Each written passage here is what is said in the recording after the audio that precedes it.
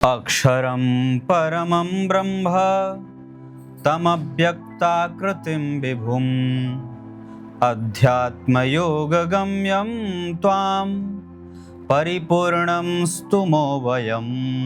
प्रिय दर्शकों, नमस्कार। एक बार फिर से उपस्थित हूँ आप सबके सामने। आज के इस कार्यक्रम में इतना अच्छा सिद्धांत लेकर आपके पास आया हूँ कि मन खुश हो जाएगा। आपको कुछ भी परेशान होने की आवश्यकता नहीं होगी और झट से सिर्फ चंद्रमा को देखकर आप आज का दिन, आने वाले इस महीने में कौन कौन से दिन में दशा अच्छी बीतेगी, दिन अच्छा बीतेगा, प्रभाव बना रहेगा, धन आगमन के स्रोत बनेंगे, ये आप निकाल सकते हैं। बस सिर्फ आपको जैसा मैं बता रहा हूं आपको वैसा अपनी कुंडली में देखना है। और ये अकाट्य सिद्धांत है, ये मेरे जैसे छोटे किसी छोटे भैया ज्योतिषी की कोई बात नहीं है, यह आचार्य वर्ग की बात है। क्या लिखते हैं, बने रहिएगा कार्यक्रम के अंतिम हिस्से तक। आज का कार्यक्रम सच में बेहद महत्वपूर्ण और बहुत अच्छा है, जानने वाला है, जो आपको बहुत सारी चीज़ें सिखा जाएगा। शुरू करते हैं आज का कार्यक्रम। कहीं नहीं जाना है, बिल्कुल बन के रहिएगा। आरंभ में मैंने जो श्लोक पढ़ा है वो शिवपुराण का है, जिसका अर्थ कार्यक्रम के अंतिम हिस्से में बताऊंगा। मैं बड़ा खुश हूँ आज, क्योंकि बंगाल में मजा आ गया। अब मैं इसलिए खुश नहीं हूं क्योंकि बंगाल में बीजेपी जीत गई या फिर कोई ऐसी वैसी, नहीं। मुझे बड़ी प्रसन्नता है। सच कहूं तो मैंने भगवान से ये मन्नत मांगा था कि हमारे बगल में जो बजरंगबली का मंदिर है, हे भगवान ममता दीदी को ले जाइए, ले जाइए, हो सके तो अपने यहाँ बुला लीजिए पर ले जाइए। और वही हुआ। अब मुझे भगवान को लड्डू भी चढ़ाना है। बड़ी प्रसन्नता है मन में, बड़ा खुश हूँ मैं, आनंद आ गया। मतलब आज सुबह कहिए कि मैं संध्या करके जब उठा तब से ही चिपका था। आज तो दिन भर बड़ी हड़बड़ी थी, कब आ जाए। बाकी भी जगह के चुनाव के रिजल्ट आने थे, पर जो उत्सुकता बंगाल के चुनाव के परिणाम को लेकर के थी ना, वैसी उत्सुकता तो मैं जो कहते हैं कि जब केंद्र सरकार में चुनाव होती है तो भी नहीं होता है, मैं नहीं देखता। पर बंगाल को लेकर के बड़ी चिंता होती है, बड़ा मन डरता था। अब शायद कुछ अच्छा हो जाए। वहाँ के जो जनता जनार्दन है, उनका भगवान की बड़ी दया है। आइए शुरू करते हैं आज का कार्यक्रम। और आपको कुछ संख्या लिख लेना चाहिए, मैं पहले ही बता देता हूँ। ये लिख लेना होगा, आप अपनी कॉपी पे लिख लीजिए 3, उसके बाद लिखना होगा 5, उसके बाद लिखना होगा 6, उसके बाद लिखना होगा 7, उसके बाद लिखना होगा 9, उसके बाद लिखना होगा 10 और 11, है ना। 3, 5, 6, 7, 9, 10, 11 ये आपने एक तरफ लिख लिया। अब उसके बाद क्या देखना है? अब आपको उसके बाद ये देखना है कि आपकी दशा कौन सी चल रही है। मतलब हमारी दशा किसी भी ग्रह की चल रही हो, सूर्य, चंद्रमा, मंगल, राहु, गुरु, शनि, बुध, केतु, शुक्र, किसी भी ग्रह की दशा चलेगी। अब आपको ये नहीं देखना है कि जो दशा के अधिपति हैं वो आपकी कुंडली में कैसे बैठे हैं, नहीं, हम ये नहीं देखेंगे। हमारी कुंडली में चाहे जैसे बैठे हैं, हम उनको थोड़ी देर के लिए भूल जाएंगे कि वो हमारी कुंडली में उच्च के हैं, नीच के हैं, शत्रु के घर में हैं, क्या हैं, कोई ठिकाना नहीं है। बस हमें ये देखना है कि ये जो अंक मैंने लिखवाया है आपसे, क्या जो दशा के स्वामी हैं, सूर्य हो, चंद्रमा हो, जो कोई भी आपकी कुंडली का दशा का ग्रह है जो एक्टिव है, उससे, मतलब क्या लिखा कि दशा के ग्रह से, जिस ग्रह की दशा है, दशा के ग्रह से, क्या लिखा, चंद्रमा कहाँ बैठे हों, तीसरे, 5वें, 6ठे, 7वें, 9वें, 10वें और 11वें। बहुत मजबूत सिद्धांत है ये, और ये बहुत सामान्य सिद्धांत बिल्कुल भी नहीं। इसको समझने की बिल्कुल भी जरा भी भूल ना करिएगा कि बहुत ही सामान्य है, नहीं। चूंकि चंद्रमा एक राशि को 2.25 दिन में पार कर जाते हैं। अब अगर आप महीने के 1 से लेकर 30 तक की गणना करते हैं तो विचार करिए कि महादशा का अधिपति जो है, उससे चंद्रमा 2.25 दिन में किस राशि में, कौन से भाव में जा रहे हैं। जब आपको दशा चली राहु की, उससे आपने ये देख लिया कि चंद्रमा कहाँ गए। राहु से चंद्रमा तीसरे घर में है तो ये शुभ परिणाम देंगे। चौथे में गए तो उस दिन दशा अच्छी नहीं जाएगी, चौथी राशि में गए तो। उसके बाद पांचवें में गए तो वो दिन अच्छा बीतेगा। छठवें भाव में गए महादशा के अधिपति से तो शुभ फल, वो दिन अच्छा बीतेगा। सातवें घर में गए, महादशा का स्वामी जहां बैठा है आपकी कुंडली में, वहां से चंद्रमा उस दिन अगर सातवें घर में गए तो वो दिन अच्छा बीतेगा। नवें घर में जाते हैं, महादशा का स्वामी जहां आपकी कुंडली में बैठा है उससे अगर उस दिन चंद्रमा नवें भाव में गए हैं तो उस दिन का समय अच्छा बीतेगा। अगर 10वें घर में गए हैं तो अच्छा बीतेगा। अगर 11वें घर में गए हैं तो भी अच्छा बीतेगा,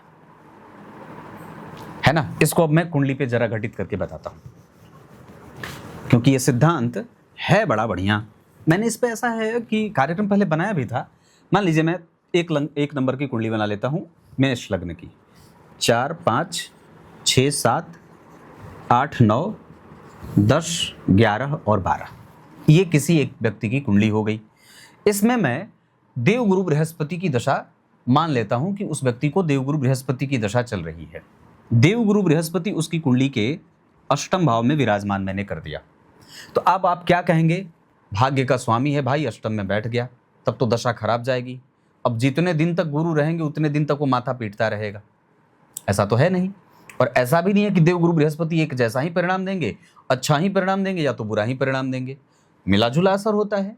एक जैसा तो दिन राम जी का भी जंगल में नहीं बीता था भगवान का, एक जैसा दिन तो महाराज दशरथ का भी नहीं बीता था, पांडवों का भी दिन एक जैसा नहीं बीता था। कभी वो खुश हो जाते थे, कभी वो अप्रसन्न हो जाते थे, है ना। तो ये क्यों होता है, हम मानवों के जीवन में एक जैसा वो दिन क्यों नहीं बीतता है। आप जरा सोच के देखिए, उसके पीछे ऐसा कौन सा सिद्धांत है, ऐसा कौन सा सूत्र है ज्योतिष में, इसमें कहाँ तक आपकी मदद करता है कि आपका दिन कैसा जाएगा। हमारा दिन एक जैसा क्यों नहीं बीतता है। हम कभी खुश होते हैं, प्रसन्न होते हैं तो सुबह सुबह ही भगवान की बड़ी याद आ जाती है, कभी कभी दूर दूर तक भगवान के नामों का स्मरण नहीं रहता है। कभी कभी हमारा मन सुबह उठते हैं और तुरंत ही बड़ा प्रसन्न हो जाता है, किसी को भी बड़ा सामान्य बड़ा अच्छा बोल जाते हैं, और कभी कभी सुबह उठते हैं तो माथा पीट देते हैं और सामने वाले का भी फोड़ देते हैं।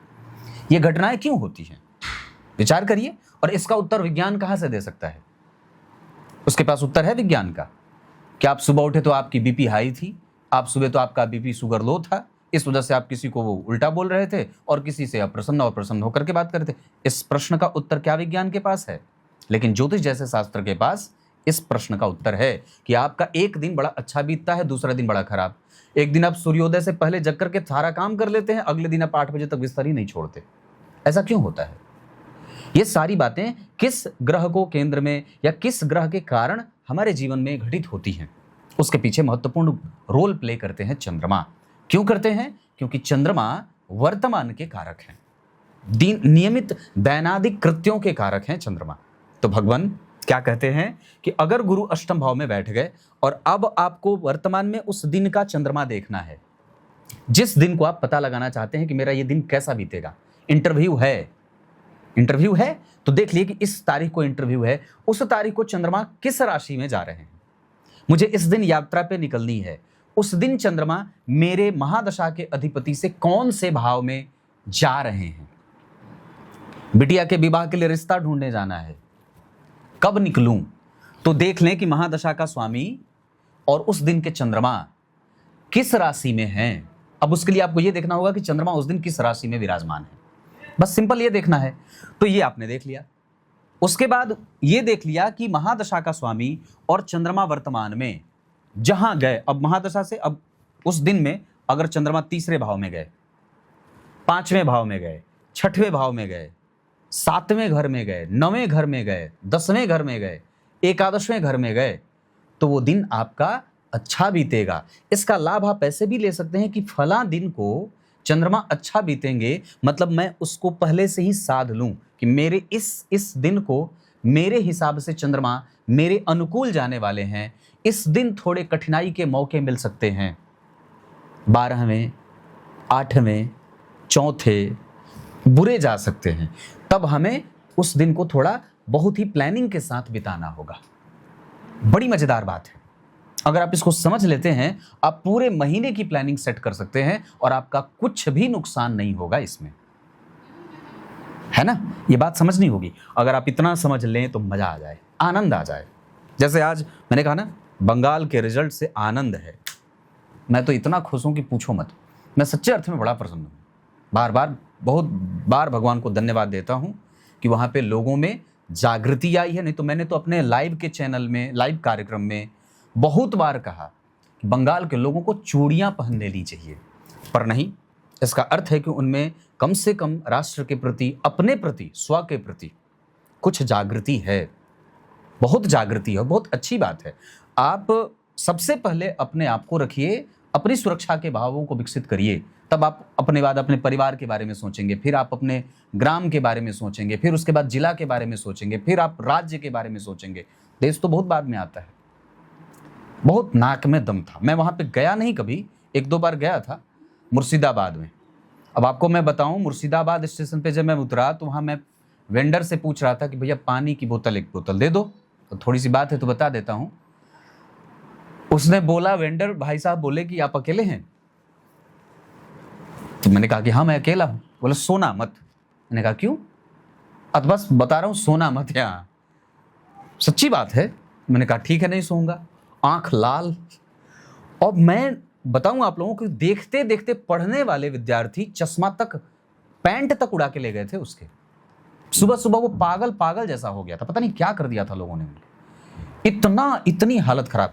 स्टेशन का जो रेलिंग होता है ना, वहां पे जो लोग खड़े होते थे, महिलाएं खींच खींच करके उनको ले जाती थी। इतनी बंगाल की हालत खराब। मैंने तो माथा पकड़ ली, हे भगवान कहाँ आ गया मैं। मुर्शिदाबाद की बात है, वहीं पे जहां पे दंगा हुआ था। ये शाप लगा है उनको। बड़ी भयानक स्थिति थी। बहुत बहुत धन्यवाद। जो कहीं से आप मुझे देख रहे हैं, बंगाल से देख रहे हैं, तो एक्स्ट्रा धन्यवाद स्वीकार करिए और बड़ा अभिनंदन। बड़ा बढ़िया है, बहुत अच्छा है। तब तक के लिए इजाजत दीजिए। कार्यक्रम के आरंभ में मैंने जो श्लोक पढ़ा था उसका अर्थ बता देता हूं। क्या कहा कि सभी देवता भगवान भोले बाबा के पास गए, उनकी प्रशंसा की और कहा कि आपकी देवी में, आपकी जो अर्धांगिनी होने वाली हैं, है ना, योग माया, महामाया, वो आपकी पूजा कर रही हैं। अब आप अपनी समाधि को तोड़िए और जरा उन पर दृष्टि डालिए और पाणी ग्रहण संस्कार करिए। ऐसा भगवान ने कहा। देवताओं ने कहा, भगवान ने नहीं, देवताओं ने। भगवान और देवता में अंतर है। भगवान सर्वोत्कृष्ट, परात्पर, अखिलेश्वर है। देवता एक संकाय के स्वामी हो सकते हैं। इंद्र देवता, वरुण देवता, है ना, ऐसा ये देवता है। देवता थोड़े नीचे हैं और भगवान परमात्मा जो भगवान है वो ऊपर है। ये अंतर रखना होगा। तब तक के लिए इजाजत दीजिए। कल एक बार फिर से उपस्थित होंगे आप सबके सामने। बहुत बहुत नमस्कार।